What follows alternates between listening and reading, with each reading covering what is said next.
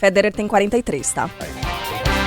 Bem, claro que a gente começa com a atualização do furacão Milton, que perdeu força, ainda bem, mas ainda causa estragos nos Estados Unidos.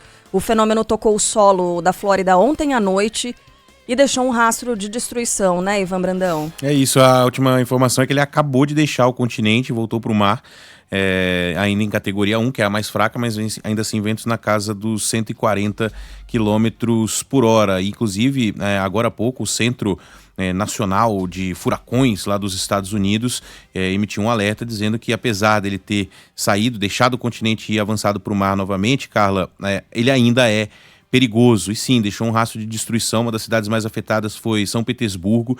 Lá, milhões de pessoas ficaram sem luz, teve um guindaste que caiu contra um prédio e tal, mas a gente não tem notícias ainda sobre feridos ou mortos. Na verdade, temos informações de 2 mortos, mas numa outra cidade que fica 200 quilômetros de Miami por causa de um tornado, né? Esses tornados que acompanham os furacões. Furacões e tornados são ciclones, os tornados são aqueles que a gente consegue ver, porque são tão destrutivos quanto, mas são muito pontuais. A regra não é que o tornado nasce na terra e o furacão nasce no mar?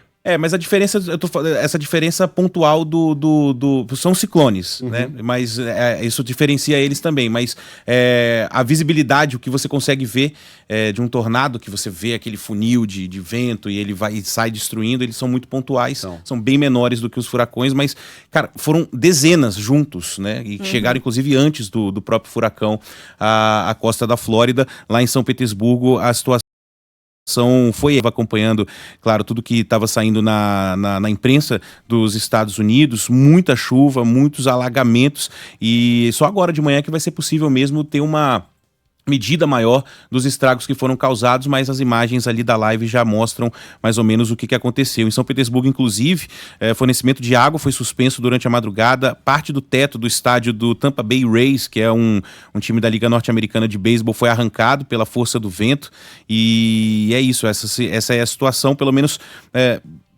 ele perdeu força e segue agora para o mar, ainda que suscitando aí bastante cuidado das pessoas. A gente está falando aqui de quase 3 milhões de pessoas sem luz no estado da Flórida, e essa informação de que 2 pessoas morreram em Miami, mas aí por causa de tornados, a 200 quilômetros de Miami, Fort Price é o nome da cidade, por causa desses tornados. Enfim, a gente segue acompanhando aqui a situação. Temos contato, né, com os brasileiros que estão por lá, daqui a pouquinho a gente vai trazer esses relatos aí também, mas felizmente ele tem perdido força e deixou o continente aí deixando um rastro de destruição, mas não daquele que a gente estava prevendo, né? Ainda bem, né? Ainda bem. Mas é cedo, hein? É cedo. Pois vamos aguardar ainda, porque... O furacão é um ser entre aspas, tá? Imprevisível. Imprevisível. Não canso de contar aqui do furacão Katrina em 2005, que traçou um roteiro muito parecido. Era um furacão que tinha potencial para causar grandes estragos, muitas mortes, e isso não aconteceu quando ele chegou à Flórida, quando ele perdeu força rapidamente, igualzinho o Milton, e tornou-se uma tempestade tropical, em questão de horas, já nem era mais furacão. E aí seguiu atravessando, levando chuvas fortes, mas nada desesperador, pelo estado da Flórida, que é uma península. No instante em que tocou o Golfo do México, tornou-se um bicho muito maior do que aquele que estava no Atlântico. E aí pegou de surpresa a Nova Orleans, que não estava esperando. Então é cedo para a gente comemorar, e é importante que se mantenha a vigilância, mas são ótimas, as notícias que a gente tem nessa manhãzinha de quinta-feira, mas pezinho no chão, literalmente. Valeu, Ivan. Valeu. O Ivan mencionou aí que a gente tem conversado com muitos brasileiros, né? Um deles é o José Carlos Lima, que está em Orlando desde a terça-feira com a família. Contou que são constantes os alertas de tornados, ventos fortes, de enchentes também. Mesmo com essa perda de intensidade do fenômeno, ele falou aqui à Band News FM que as rajadas de vento são muito impressionantes.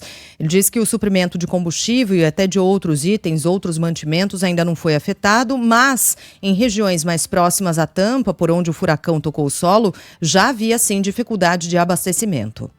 Problema de mercado não, por enquanto está tranquilo. Nós tivemos ontem no supermercado, por enquanto está bem estabelecido aqui, não está faltando alimento. Inclusive aqui nesse nosso setor de Orlando, Inclusive, até combustível, por enquanto, está tranquilo. Mas já em Tampa, a coisa está meio crítica já. Está faltando bastante coisa lá.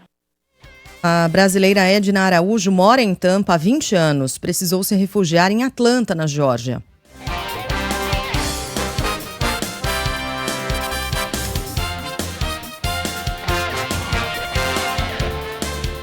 Eu decidi sair na segunda-feira. Depois que passou, eu estava nas áreas ali próximo às praias. Eu passei só com o último furacão, que faz 2 semanas, que foi o Helena. Foi uma destruição que nem atingiu Tampa, passou muito longe de Tampa. E só com aquela destruição que eu presenciei ali, eu moro em Tampa há 20 anos. Esse é o segundo furacão que eu passo muito forte. E é o primeiro que eu tenho realmente muito medo, pelo sentido que ele vem vindo em sentido horizontal. Os outros, a maioria, vem sempre em vertical, onde poderia desviar e diminuir. Mas esse, o sentido que ele vinha, eu senti no meu coração, falei, não vai dar legal. Eu decidi sair mesmo. Muito bem, voltaremos ao assunto daqui a pouquinho. Enquanto isso, ainda na página internacional, no Saara, as chuvas mudaram a paisagem e criaram um ecossistema maravilhoso. Uhum. Lençóis maranhenses. Lençóis egípcios já existem, né? Nossa, é mesmo, né? Quantos fios tem aí? Detalhes como... Você tá vendo a imagem? Se você não tá vendo, né? São lençóis maranhenses em pleno Saara, cara. Uma cena linda, linda. Detalhes com Yuri Queiroga. Meteorologistas do Marrocos dizem que as chuvas que formaram lagos em pleno deserto do Saara, no sudeste do país, foram as maiores na região em 50 anos. Uma das vilas, Tagunit, a 450 quilômetros da capital Rabat, teve 100 milímetros de chuva em apenas um dia. Em outros locais, o volume em 48 horas foi maior que a média do ano, que é de cerca de 250 milímetros. Além de atração turística por causa das lagoas formadas, as chamadas tempestades extratropicais podem ajudar a diminuir os impactos de uma seca extensa, que já dura pelo menos 6 anos na região. Bom, agora a gente vai a Brasília porque avançam na Câmara as propostas que limitam os poderes do Supremo Tribunal Federal. Os projetos foram aprovados ontem na Comissão de Constituição e Justiça e limitam as decisões monocráticas de ministros, além de alterar as regras da lei de impeachment. Fala aí, Leandro Aislan. Parlamentares da oposição lideraram nesta quarta-feira na Comissão de Constituição e Justiça da Câmara dos Deputados a aprovação de propostas do chamado pacote anti-STF. As medidas incluem a limitação das decisões monocráticas no Supremo Tribunal Federal, aquelas que são tomadas por apenas um ministro, em relação a atos dos presidentes da República, da Câmara e do Senado. Outra proposta de emenda à Constituição aprovada estabelece que o Congresso pode anular liminares de ministros se considerarem que as decisões extrapolam a competência do Supremo, além de um projeto que aumenta o número de crimes de responsabilidade dos magistrados do Supremo, o que pode terminar em impeachment. As medidas ainda precisam ser debatidas em comissão especial, sem data definida. Ainda em Brasília, ainda na Câmara, Arthur Lira continua trabalhando para fazer o sucessor no ano que vem. A expectativa é de que Hugo Mota, do Republicanos, assuma o cargo com o apoio da maioria da casa. Independentemente de quem vença, o PT deve ficar com algum cargo importante na mesa diretora. Pelo menos são essas as previsões. É isso que se fala por aí, não é, Rafael Procópio? Bom dia. É isso, meninos. Bom dia a vocês e a todos que estão com a gente. A gente lembra também que antes da formalização deste apoio, vários outros nomes foram considerados e principalmente os deputados Elmar Nascimento do União Brasil e Marcos Pereira estiveram aí nessa disputa antes dessa formalização pelo nome de Hugo Mota. O fato, pessoal, é que essa articulação também passou, mesmo que de forma indireta, por um aval do Palácio do Planalto, que não falou diretamente sobre qual sucessor, quem escolheria para ocupar esse mandato a partir do ano que vem. Isso tudo já que a gente tem constatado nos últimos meses um alinhamento maior que começou a ser feito entre os presidentes do Executivo e do Legislativo, entre Lula e Lira, que existia até uma rusga ali em alguns momentos do governo, mas algo que era mais tranquilo entre, por exemplo, o presidente da República e o presidente do Congresso, Rodrigo Pacheco. Com esse alinhamento todo, pessoal, há uma possibilidade de que o PT, principal partido de base do governo, obviamente, também esteja contemplado na mesa diretora da casa em 2025 com maior relevância. Mesmo que Republicanos, União e PP sejam oficialmente base do governo, a fidelidade entre os parlamentares oscila bastante, com vários deputados e senadores dessas siglas votando contra o governo nas principais votações nesses últimos tempos. E agora a gente vai ter que ver como é que esse cenário vai se desenhar a partir de fevereiro de 2025, principalmente depois do que a gente viu nas eleições municipais, com um avanço muito grande do centro aí por todo o Brasil, especialmente PSD, MDB e também o Partido Progressistas. Valeu, Rafael. Agora 7h16, ó a trilha aqui, ó. Opa. Amanhã 7h10, hein, galera? Só pra lembrar vocês. É verdade, né? Amanhã volta Tem o horário isso. político, nosso jornal para a rede, para todo o país, começa às 7h10. Enquanto isso, você fica com o jornal que foi sendo batizado de Jornal 10, né? Tem 10 minutinhos com o Ivan Brandão e com a Roberta Russo. A Band realiza o primeiro debate entre os candidatos que foram ao segundo turno em pelo menos 16 cidades do Brasil na próxima segunda-feira. A campanha já começou, filho.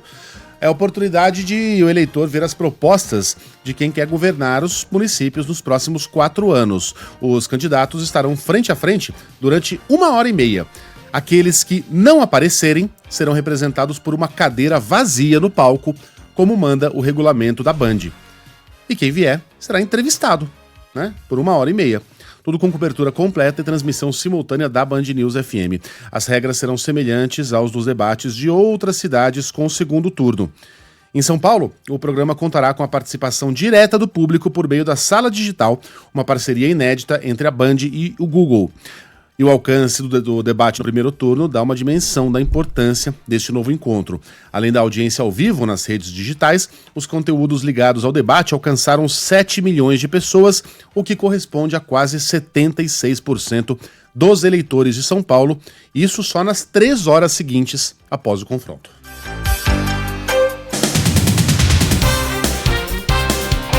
Voltou de vocês? Voltou pra valer, né? Qual é a questão agora? X. A incógnita. Foi resolvida aqui. O acesso dos usuários à rede social X deve ser totalmente liberado hoje.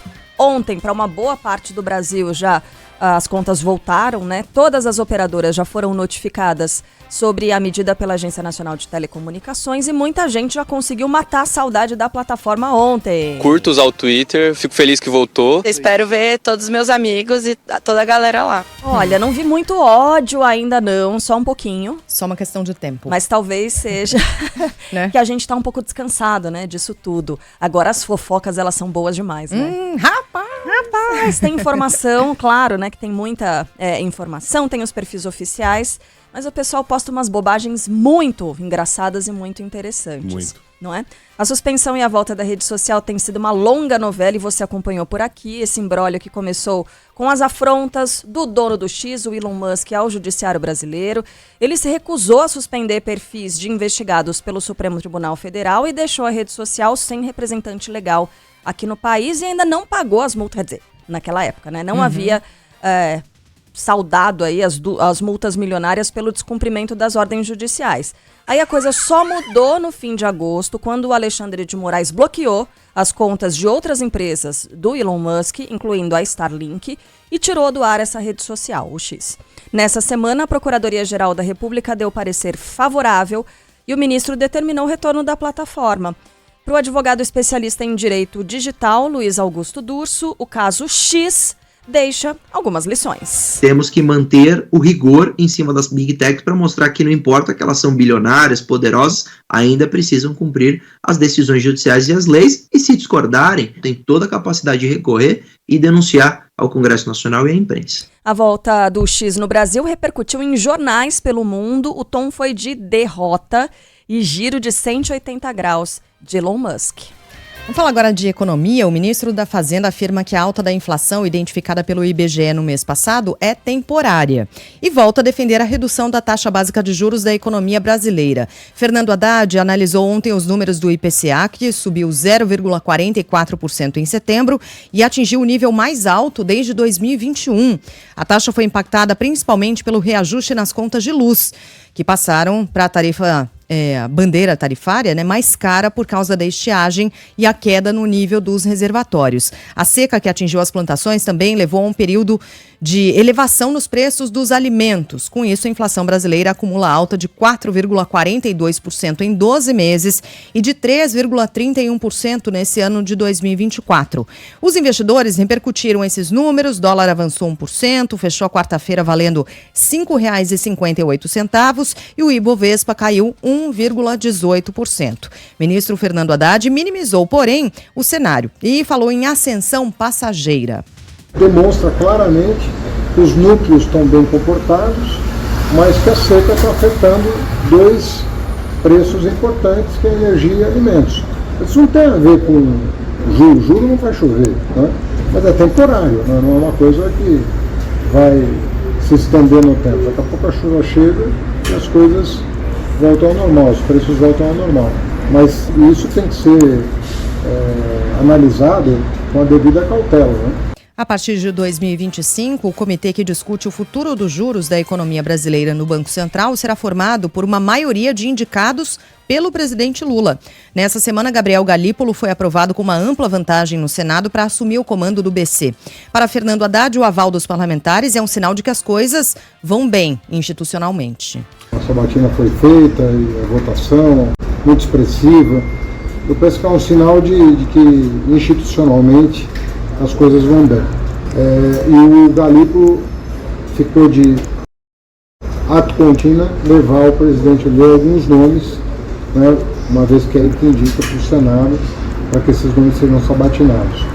Nós imaginamos que em novembro seja possível sabatiná-lo já. Galípolo foi indicado por Lula para substituir Campos Neto no comando do Banco Central a partir do ano que vem. Ex-integrante do Ministério da Fazenda, ele atualmente ocupa o posto de diretor de política monetária do BC, isso desde 2023. Rapidamente, falando ainda sobre a economia, o Ministério da Fazenda, reportagem da Folha de São Paulo, estuda a criação de um imposto mínimo para milionários no Brasil. É um assunto que, de acordo com a reportagem, está sendo debatido de forma reservada pela equipe de Fernando Haddad.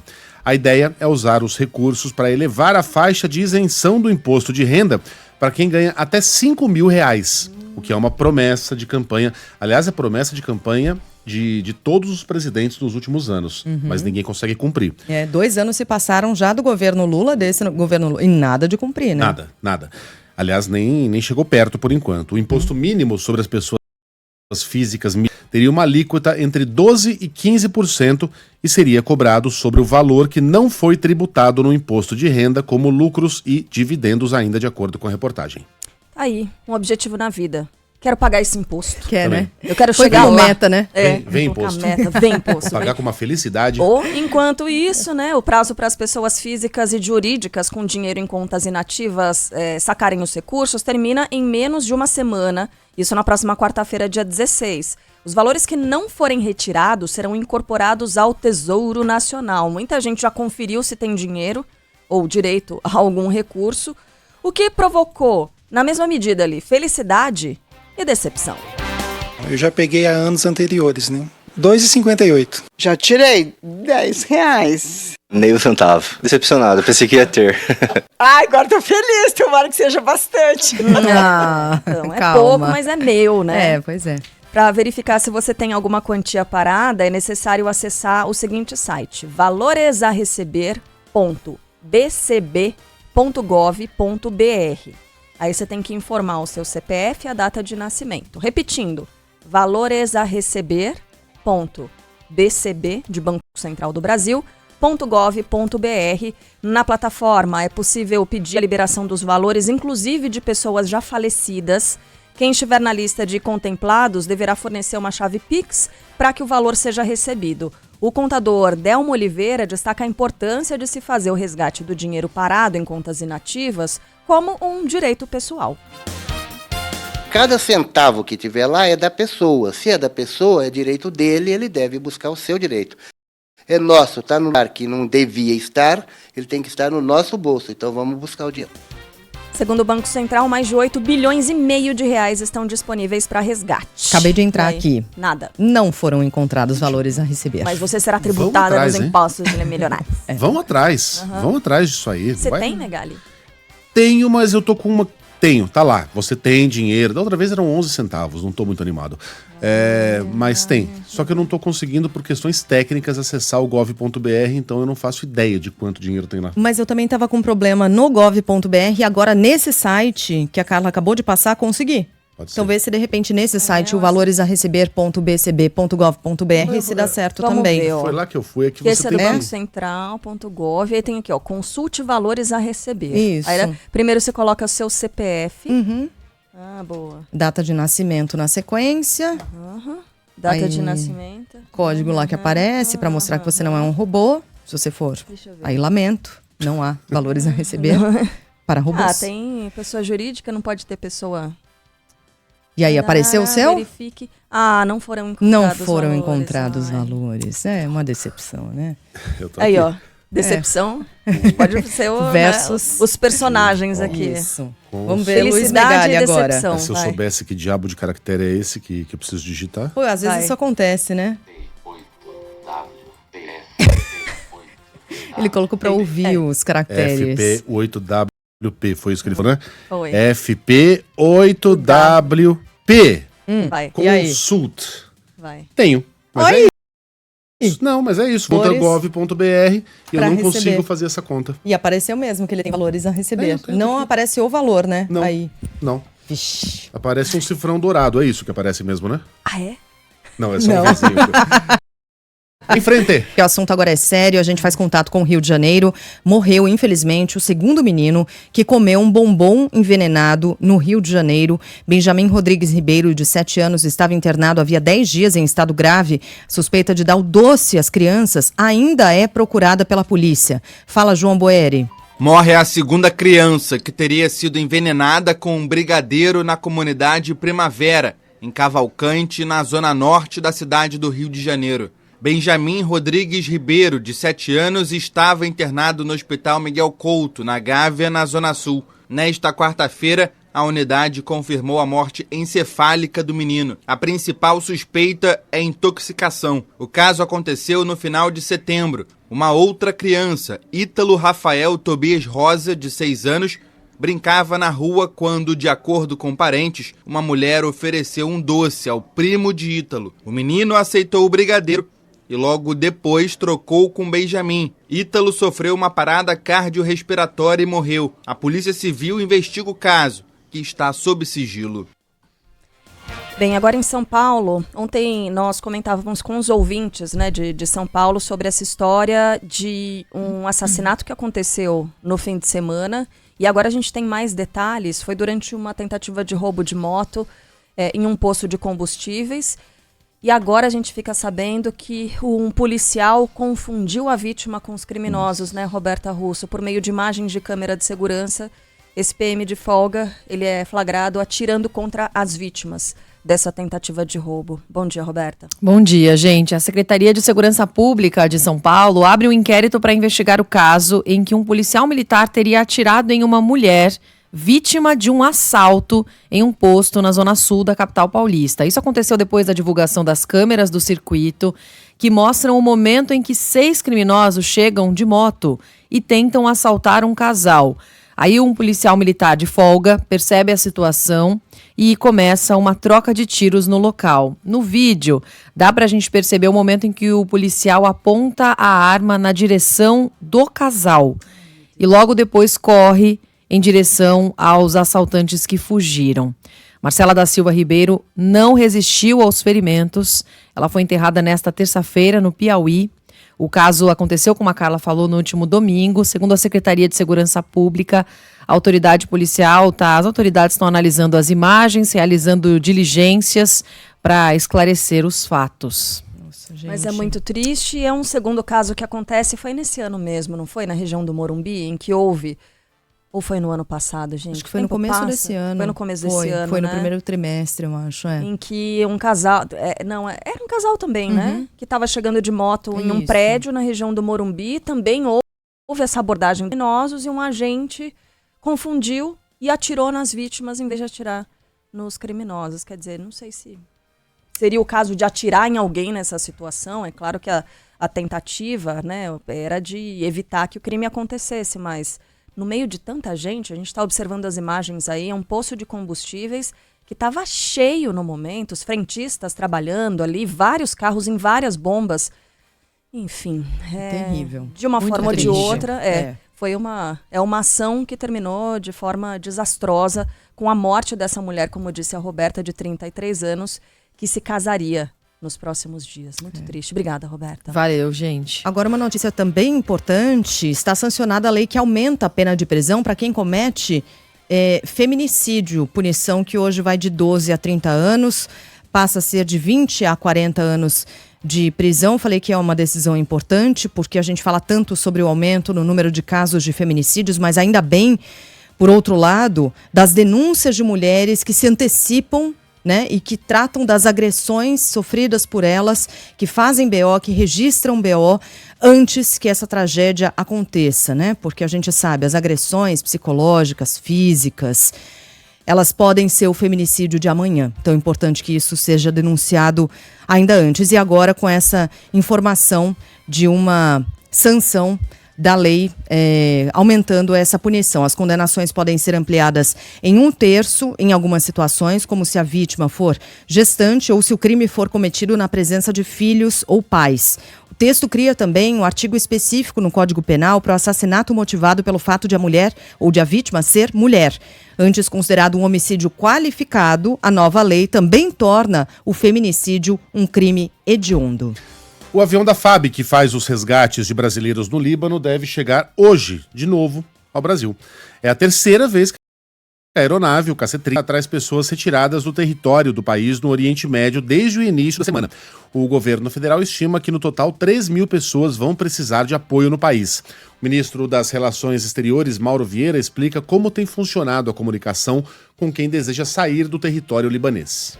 A Embaixada do Brasil em Beirute tem um sistema de contato por e-mail, por WhatsApp, tem grupos que reúnem os brasileiros na região. São cerca de 20.000 brasileiros que vivem em Beirute, arredores e outras cidades do Líbano, e já um número grande manifestou interesse de voltar. Eu acredito que até a realização dos voos, alguns desistem por razões variadas, mas eu me arriscaria a projetar em torno de 3.000 que realmente precisarão desse apoio do governo brasileiro e que será dado. Segundo o Mauro Vieira, o avião tem partido para o Líbano com mantimentos como forma de apoio ao país que sofre com ataques de Israel. Cerca de 10 toneladas de ajuda humanitária já foram enviadas. Nos últimos dias, as forças israelenses ampliaram a ação dentro do Líbano, que fechou vários hospitais na capital Beirute. A expectativa agora é pela retaliação de Israel ao ataque do Irã na semana passada. A possível ofensiva contra o território tem gerado tensão no Oriente Médio. Ontem, no programa Bom Dia Ministro, o chefe das Relações Exteriores ressaltou a necessidade de se evitar uma expansão do conflito. O resultado dessas ações levam só a perdas, destruição e mortes. E é isso que o Brasil, por sua tradição diplomática, tenta evitar, tenta combater, critica e está sempre pronto a manter um diálogo e uma conversa com qualquer país que queira e qualquer grupo de países que queira trabalhar por uma solução pacífica e negociada de todas as diferenças. O avião da FAB, que chega hoje ao Brasil, traz 218 passageiros e 5 pets. No total, 674 pessoas e 11 animaizinhos já decolaram de Beirute em menos de uma semana. A Festa Literária de Paraty é oficialmente aberta. Fala, Lona Bernardes. 6 mesas de debate estão no cronograma de hoje do programa principal da Festa Literária Internacional de Paraty. Entre os temas estão cidade, racismo, emergências climáticas e América Latina. Ontem, a abertura do evento contou com o historiador Luiz Antônio Simas, que falou sobre o homenageado dessa edição, o escritor, jornalista e dramaturgo Paulo Barreto, que é mais conhecido como João do Rio. O historiador, durante a apresentação, explicou a importância do jornalista para a pesquisa de religiões brasileiras, além da católica. Religiões no Rio é composto de registros jornalísticos que João do Rio faz sobre as religiões que não são católicas. Tem uma outra coisa a respeito do catolicismo ali, mas não. Ele está investigando uma outra coisa. Num país que até a proclamação da República tinha sido oficialmente católico apostólico romano. E aí ele vai, e aí ele descreve. Parece. Parece, né? Parece, mas não é. Todo mundo pensou? Parece, mas não é. Malafaia, é você? Tá em Paraty? Vamos falar agora do Brasil. Para quê? Paraguai? Não, é Chile, gente. É Chile. O Brasil vai ter pela frente o Chile em quinto nas eliminatórias para a Copa de 2026. Fala aí, Aline Fanelli. O técnico Dorival Júnior entende que a seleção brasileira não tem obrigação excessiva de vencer Chile e Peru, times que estão abaixo na tabela das eliminatórias. O treinador afirmou que a diferença de pontos é mínima e que não há situação confortável. Independente da posição de momento de cada equipe, não tem esse lado, olha, nós temos uma obrigação excessiva. Não, nós temos a obrigação. Nós temos a obrigação de fazermos o maior número de pontos possíveis, nos aproximarmos daqueles que estão na nossa frente. Teremos 2 jogos complicados, sim. Não pensem que por estarem lá embaixo serão jogos fáceis. Não fomentem essa ideia ao torcedor, porque não é isso. Espero ver a equipe do Brasil com um pouco mais de confiança, acreditando um pouco mais para que façamos aí 2 grandes jogos e nos deem aí um momento um pouco diferenciado dentro da competição. Isso aí, Brasil e Chile, hoje à noite em Santiago, transmissão da Band News FM a partir das 8h30 da noite. Falando nele, né? O Galo bateu o Grêmio. Fala aí, Daniel Martins. O Atlético vence o Grêmio por 2-1 na Arena MRV na noite dessa quarta-feira, em jogo atrasado da 6ª rodada do Campeonato Brasileiro. Hulk abriu o placar de pênalti para o Galo e deu uma assistência para o gol de Daverson. Aravena marcou o tento tricolor. Com o resultado, o Atlético sobe para a 9ª colocação na tabela com 40 pontos. O time ainda tem um jogo a menos na competição. Na próxima quarta-feira, o Galo enfrentará o Fortaleza às 9h45 da noite, no Castelão, pela 30ª rodada do Campeonato Brasileiro. Está conosco o brasileiro Felipe Borrego, que está na cidade de Tampa. Ele não saiu, ele permaneceu em Tampa, esperando a chegada do furacão Milton, o que aconteceu ontem à noite. Felipe, você mora aí nos Estados Unidos há 7 anos, já enfrentou situações parecidas. Como é que foi para você? Tá mais tranquilo agora por aí? Bom dia para você. Bom dia Megali, bom dia Carla, Sheila. Bom dia. Sim, a situação aqui já é um pouco melhor, o furacão passou, ele bateu na costa aqui, da nossa costa da Flórida às 8 horas da noite, e a partir das 8 horas da noite já quase 500 mil do país já ficou sem energia. Ventos muito fortes, ele chegou a bater com categoria 3. A gente não viu o estrago que está lá fora, né? Porque eu saí em volta da casa, não tem nenhum dano, nem nada, mas a cidade está toda escura.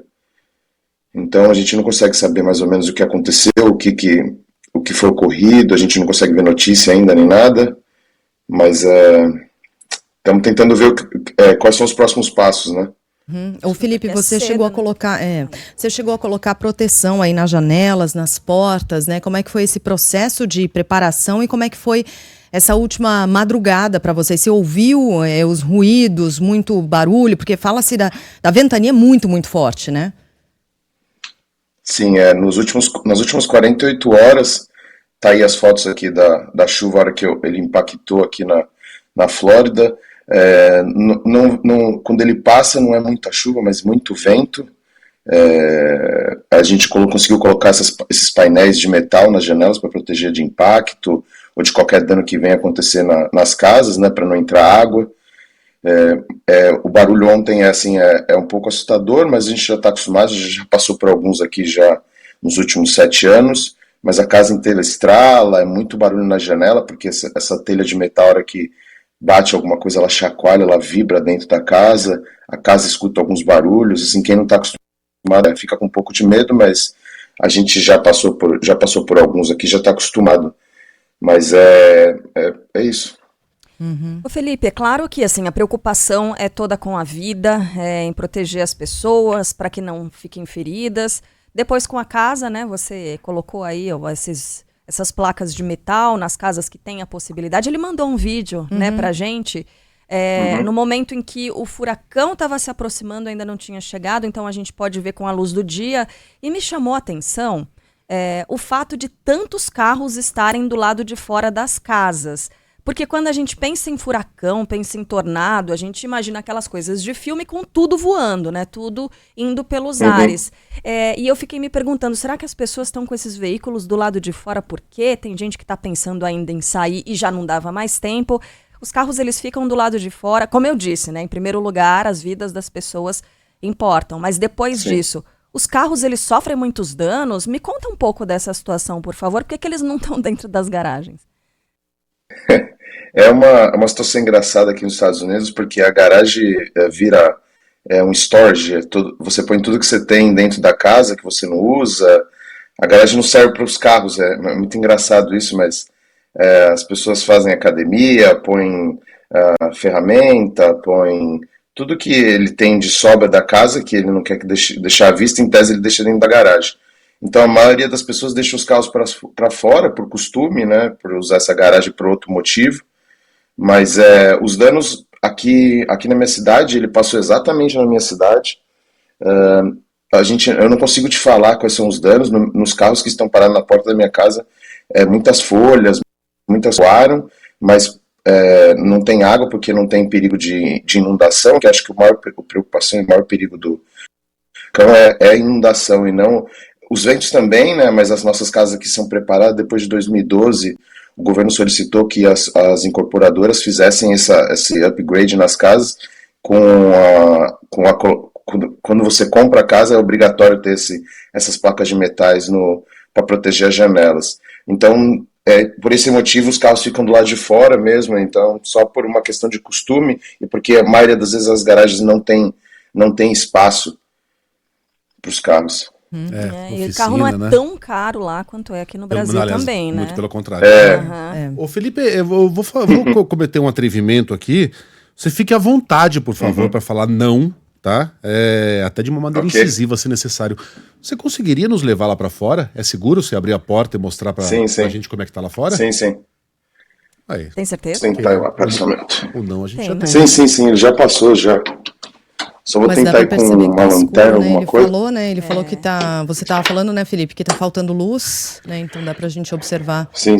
Felipe agora tá caminhando ali pra área externa para mostrar pra gente tudo escuro, cara. Do lado de fora. Tudo escuro. Só a lanterninha ali que ele arrumou, descolou pra caminhar pra gente ali e seguir em direção à área externa. Parece que é uma desculpa que ele arrumou pra gente não ver a bagunça que tá na casa dele. Foi, ele apagou a luz de propósito. Sim. A intimidade é um negócio, né? Criançada acordada já? A gente tá com 4 famílias aqui em casa, então algumas crianças pequenas já estão acordadas, mas... Quem não tava agora se acordou, né? Com a nossa... Vou tentar virar aqui pra... Tá de noite ainda. Tá tudo escuro, né? Porque lá de são noite, tudo escuro. Mesmo horário. Não é uma hora? Uma hora menos. Uma hora menos. 6h43. Bom, vocês estão agora no outono. Gente. É normal que esteja escuro assim ou isso é devido ao furacão também? Sim. Devido ao furacão, né? A cidade é um pouco mais clara, mas devido ao furacão, a cidade inteira está escura, né? Não sei se dá para ter uma noção, mas... É um breu, né? Dá para ver tudo muito escuro, muita sujeira no carro. Não parece estar ventando, né? Sim. Não, é um pouco, bem fraco, coisa normal da Flórida, mas nenhum problema, assim, os carros estão tranquilos, algumas pessoas aqui na rua, alguns com gelo. Mas, Felipe, você falou... Os carros estão bem. E você falou que você está com essas outras 4 famílias, vocês abrigaram, são parentes de vocês que saíram de outras regiões, porque você está aí já há 7 anos, né? E como é que está a situação de mantimentos para vocês?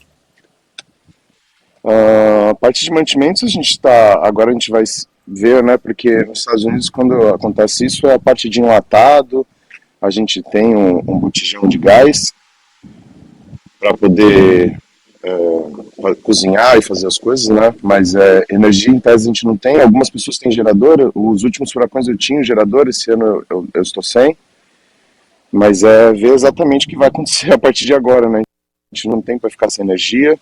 A gente foi privilegiado, que a gente foi um dos últimos a perder a energia, e então a gente manteve um pouco a geladeira um pouco mais gelada, a gente manteve o freezer com gelo, para manter essa geladeira um pouco mais gelada, parando para eventual queda da energia. Ô Felipe, a gente agradece demais a sua participação, a gente fica muito feliz de ver que as coisas estão bem aí em Tampa. E muito obrigado pelo esforço aí de pegar o laptop, descer a escada no escuro, correndo o risco de tropicar, a criançada correndo. Não, e o Juliano tá chamando a atenção para o seguinte, olha, o sinal de internet perfeito. Pois é, né? Funcionando bem. Eu fiquei preocupado porque como a gente não tem mais Wi-Fi, né, eu falei assim, vamos ver como vai se comportar o 3G aqui, né? Mas deu tudo certo, então é só para o pessoal ficar tranquilo.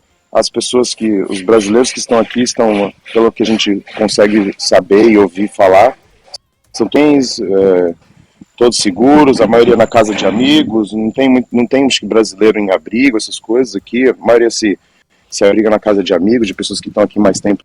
E aí a gente, a gente tá vendo passar um carro aqui, a gente ainda não sabe como é que tá, vai começar a ver o que vai dar agora, a partir da claridade, o que passou na cidade, a gente ainda não tem muita informação. Então, eu posso até mostrar para vocês aqui rapidinho. Tem uma família aqui que eles já estão estirando os metades para claridade, como não vai ter luz dentro da casa. Só se eu consigo mostrar para vocês aqui, são meus vizinhos. Dá pra ver. Estão tirando a proteção das janelas. Hey, what's up, buddy? I just showed for the news. I just showed. Go ahead, you can do it. Tá tirando a proteção, ele tá conversando ali com o vizinho. Noção que eles estão ao vivo, né, pra todo o Brasil. Não tem. Não, que estão ao vivo, não. Eu avisei. Melhor avisa os caras, fala que eles estão ao vivo aqui pro Brasil, pede pra mandar um abraço em inglês pra rapaziada aqui, dizer que tá tudo bem, Felipe. Hey, Rob. This is for Brazil, it's a news. This guy you can say hello Brazil, say everything here. Yeah, everything's good over here. We got spare. All right. Ô Felipe, obrigado pelo esforço de reportagem aí, meu irmão. Felicidades pra você e para as famílias da casa. Sim, tá bom. Desculpa só a falta de luz. Imagina, de jeito, mas estamos tentando fazer aqui o melhor para vocês. Boa, valeu, Felipe, muito obrigada. Pode ficar tranquilo, tá todo mundo muito bem, seguro. Esse é o mais importante. Obrigada, viu? Até. Sim, imagina, eu que agradeço. Um prazer, pena que eu gosto muito do programa de vocês, acompanhava há muitos anos, pena que falar numa situação ruim, né? Mas é um prazer e um orgulho estar falando com vocês, viu? Que legal. Que legal, a gente nem sabia. Né? Por isso falou logo de intimidade é um negócio. Ele é ouvinte da rádio. Então tá. Então a gente pode abusar, pode o que mais? Então se eu soubesse, eu ia antes. Dá mais um rolê. Fazer uma cerimônia. Você pode sair pelo bairro, Felipe, ir caminhando pelo bairro, de repente. Tenta entrevista com o prefeito. Obrigado, Felipe. Abração pra você, cara. Tá bom, prazer. Fica com Deus. Prazer. Obrigado, viu? Obrigada, até. Comércio em Pauta. Informações sobre comércio de bens, serviços e turismo. O SENAC acaba de iniciar o Fórum Setorial de Saúde para identificar o perfil e as competências profissionais mais necessárias e demandadas pelo mercado de trabalho. Os fóruns setoriais do SENAC são espaços de escuta e diálogo com representantes dos setores para melhorar a compreensão sobre as transformações dos segmentos, como o de saúde. O Fórum Setorial possibilita ao SENAC desenvolver as melhores soluções educacionais para formar trabalhadores capazes de atender às expectativas do setor produtivo e da sociedade. O Fórum Setorial de Saúde terá a participação de especialistas de diversas áreas para enriquecer. O fórum vai até novembro e as empresas interessadas em participar podem se inscrever pelo site forumsetorial.senac.br. Saiba mais sobre o sistema CNC